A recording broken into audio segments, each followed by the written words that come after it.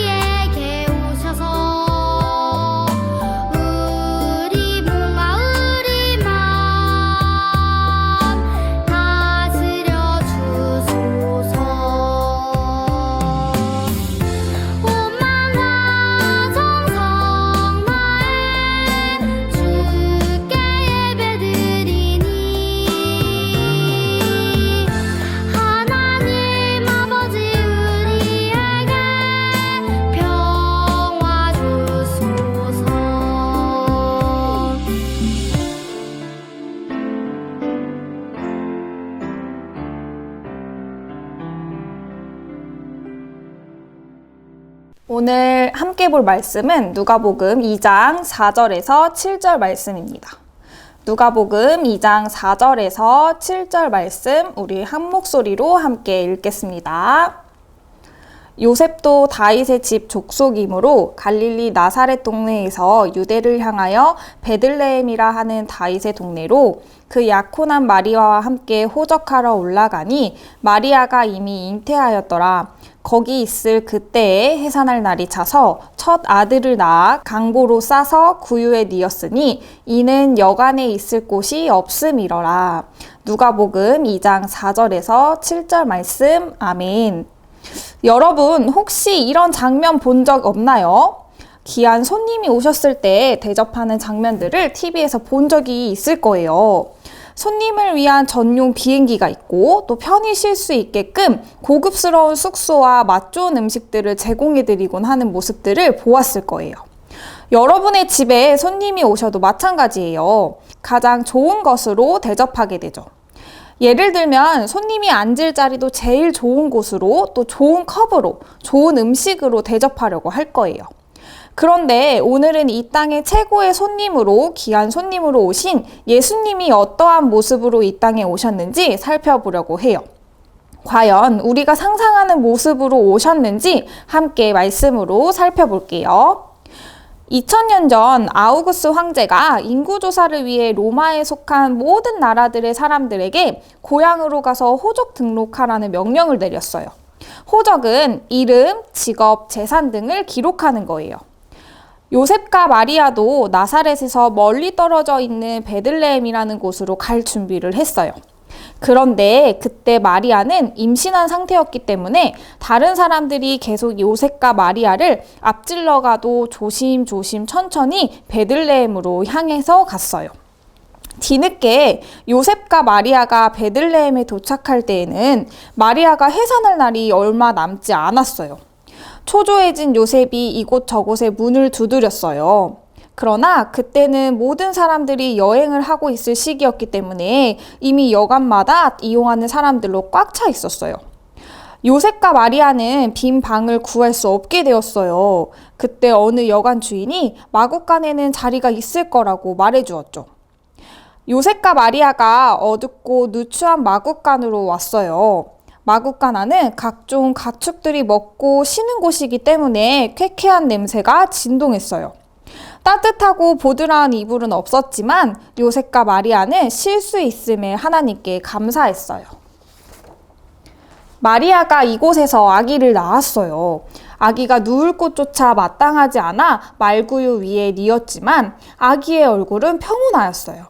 아기 예수님이 이 세상으로 오신 순간이에요. 춥고 초라한 마구간에서 하나님께서 맡기신 예수님의 임무가 시작되었어요.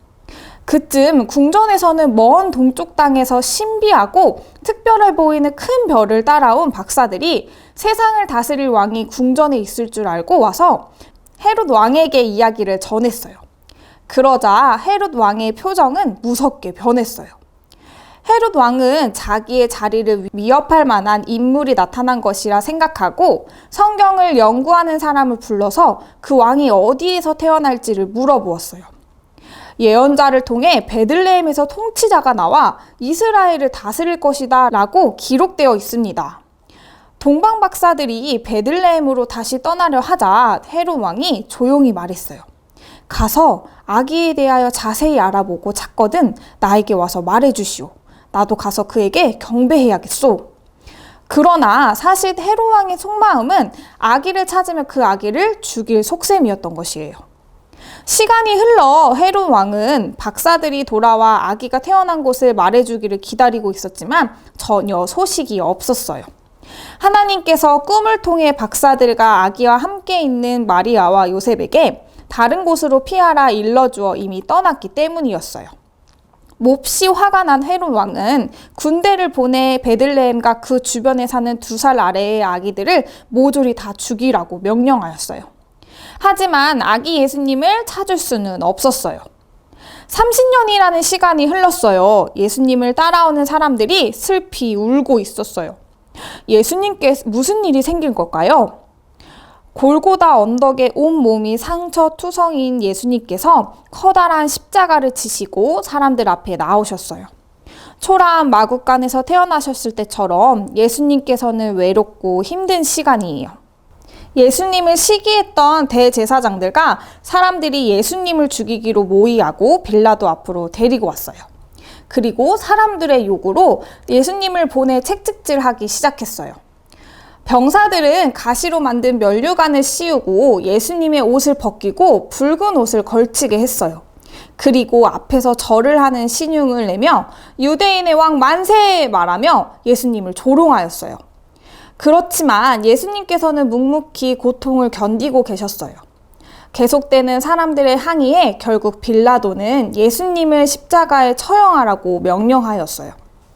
십자가가 세워지고 지켜보는 사람들 가운데 예수님의 피로 물든 모습이 드러냈어요. 예수님께서는 엄청난 고통을 몸으로 느끼고 계셨을 거예요. 그 모습을 보고도 사람들은 예수님을 향해 비웃고 잔인한 말들을 내뱉었어요.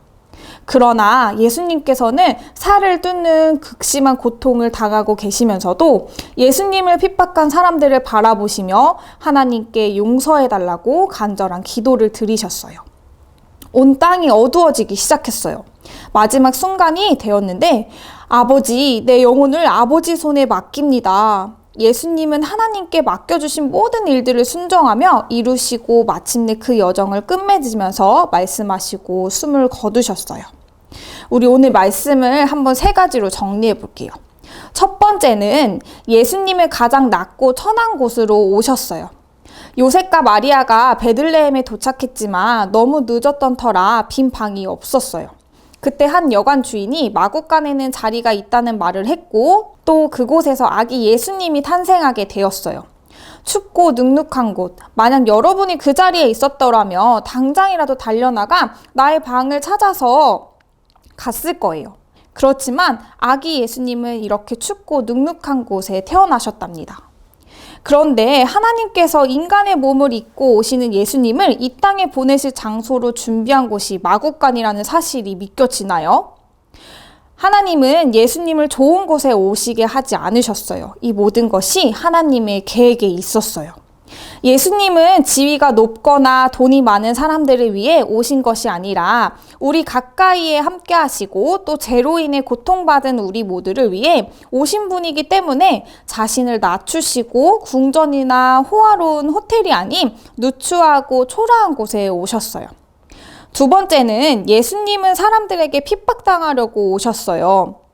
예수님에게 마구간에서의 탄생은 고난의 시작에 불과했어요. 헤롯 왕이 아기 예수님을 찾아 죽이려고 했어요. 헤롯 왕에게는 예수님이 귀하신 분, 대접해야 마땅하신 분이 아니라 자기 자리를 위협하는 시기의 대상이었던 것이에요. 세월이 흘러서도 여전히 예수님을 질투하고 핍박하는 사람들은 있었어요. 예수님께서 보여주시는 기적에 대해 부정하고 분노하였고 채찍질과 십자가에 못 박으라고 소리쳤지요. 세상을 구원하기 위해 온 왕이 왜 이 고난들을 피하지 못하냐며 가시로 만든 관을 치우고 또 침을 뱉고 조롱하였어요. 그런데 예수님께서는 절대 도망치거나 거부하지 않으시고 묵묵히 감당하고 계셨어요.